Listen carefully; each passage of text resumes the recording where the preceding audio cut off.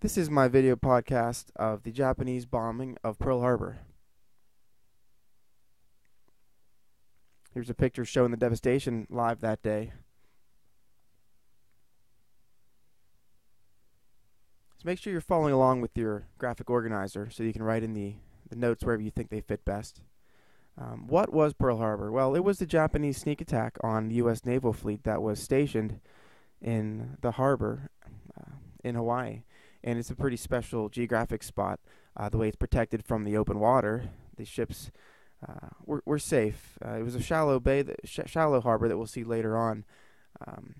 Had an effect on one of the ships still being there, sitting at the bottom of the bay after all the damage was done. Who was it? Well, of course, it was the Japanese Navy, led by Admiral Yamamoto. The Japanese Navy consisted that day of 26 ships total, with 28 subs, as well as 6 aircraft carriers with 414 airplanes. So it's a pretty sizable attack by this fleet. And it's pretty interesting that Admiral Yamamoto, for being such a genius planning this attack and very well respected in Japan, turns out that by the end of the war, the Americans are going to be able to get him back, and they're going to shoot down the plane that he's in. I think it was 1943. So he's actually not going to survive the war, and he's going to be attacked, and the Americans, I guess, get a final attack on Admiral Yamamoto.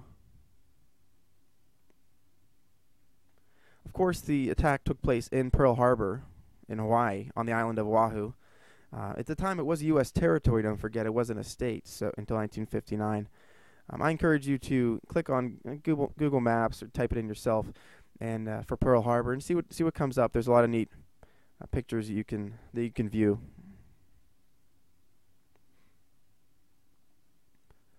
The attack itself occurred on December 7th. It was a Sunday, 1941. The date I want you to memorize. It's the equivalent of our 9/11, so it's a date that everyone remembers if they were alive at that time. The Japanese attacked on a Sunday in the morning, and I would encourage you to think about if they did that on purpose or not. The answer is definitely yes, they did that on purpose, because Sunday morning, back in the day, what are most people doing early? Well, they're either sleeping in or they're at church services, and they weren't manning their posts. Sunday was kind of the day off for everyone, so it was pretty genius and ruthless of the Japanese to attack on that day.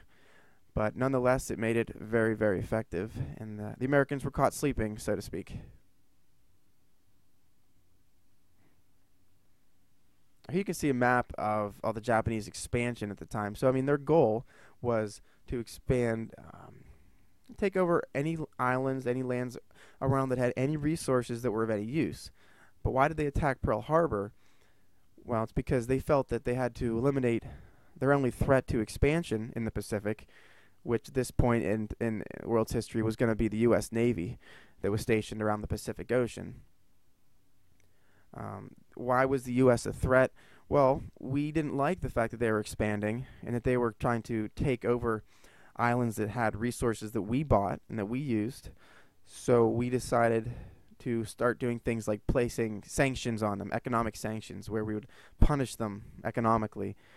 We also stopped selling them oil. We were a big producer of oil at the time, and we didn't allow them to do it. And Japan, being an island nation made up of volcanic rock, which didn't have many resources of its own, they needed to go elsewhere to find it, and this really hurt them. So the Japanese believed, as it says down here, that the U.S. They thought if we knocked us out early enough, we wouldn't declare war. They were hoping, they were crossing their fingers, that we would just kind of give in and be like, oh, the Japanese, let's just settle peace. Let's just where do we sign on the dotted line? We don't want any problems with you. Sorry we messed with you. But of course that wasn't what happened at all. It was very, very far from that.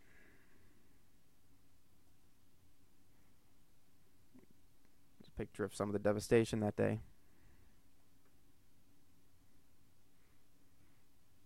As far as the U.S. losses, we lost over 2,400 Americans that day. Most of them, the vast majority, were military servicemen, but we also had 1,200 people wounded. But a lot of these people, well, some people were civilians that lived on the island, children, women, that kind of thing. Uh, 21 of our ships were sunk or damaged by the Japanese, and a lot of them are going to be ruined, but we're actually going to be able to repair a lot of them. A lot of the planes, a lot of the ships that were sunk were salvaged, and within weeks, months, within a year, almost all of them actually are able to see service again, but not quite all of them.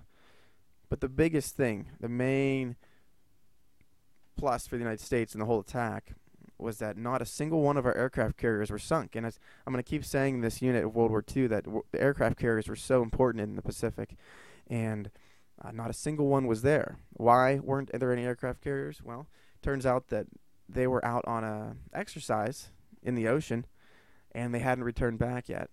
And it's a godsend that they weren't there at the time. The Japanese hoped they were, but it turns out they weren't. So those being kind of the most important ships of the whole war for us, it was very fortunate that they weren't there. I have a radar question mark written there. Maybe you're thinking, what about radar? Why didn't we know the Japanese were coming? We actually did have radar at the time. It was invented by the British, and we kind of took the idea and improved on it. And well, we did see them on the radar actually early in the morning.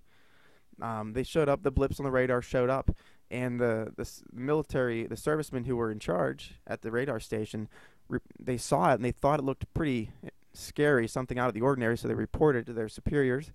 But turns out the superior kind of passed it along. But at some point, one of the superiors just said, "Oh, let's not worry about it.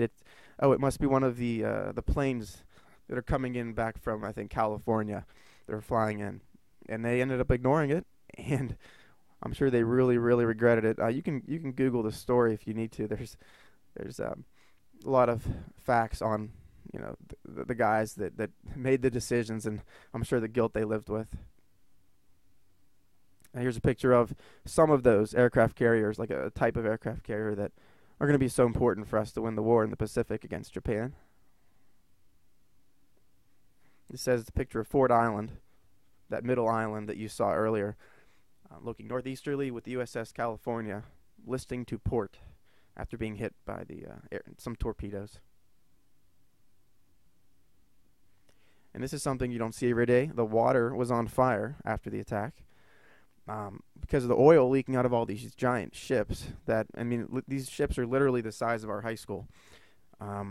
So much oil, hundreds of thousands of gallons, if not millions of gallons, are leaking into the bay, and it lit on fire. So the poor men who were evacuating the ship jumped into the water to swim to safety. A lot of them were engulfed in flames, even though they're in the water, and they would either burn to death. Or maybe you figure, we'll go underwater, but you're going to suffocate then and drown. So it was a pretty torturous death for a lot of these people. As for the significance, or so what, on your paper, well, it outraged Americans.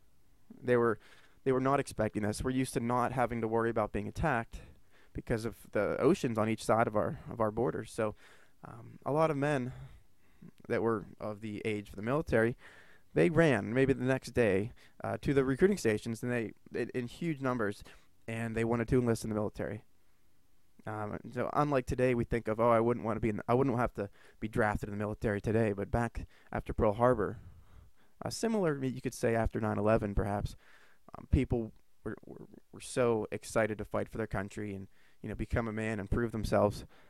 I think today the average person probably knows a little bit more about the terrible aspects of fighting in a war, so not quite as many of us would do that, but of course it's a good thing that we do have some people that are willing to do that for our country.